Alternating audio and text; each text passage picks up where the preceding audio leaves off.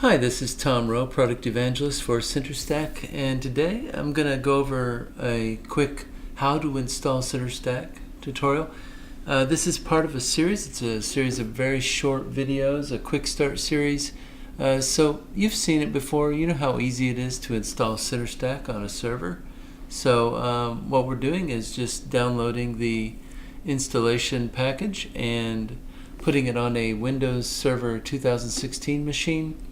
Only takes about 20 minutes to do the install, and we use the default all-in-one installation setting that comes up in our browser.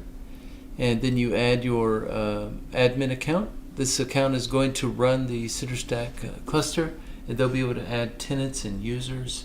So you just agree to the terms of service and hit continue, and now you have access to your tenants on the dashboard. So that's all there is to installing the CentreStack cluster manager. And one thing that's going to happen is your users, when they go to your domain, they're going to see the connection is not private. Some of them will get warnings like this in their browser, and they won't want to proceed because it looks dangerous. So in the next short video, I'm going to show you how to install this Certify SSL Manager from Certify the Web. It's absolutely free, and it will make everything awesome. So come back and check that out. This is Tom, and I'll see you in the next one.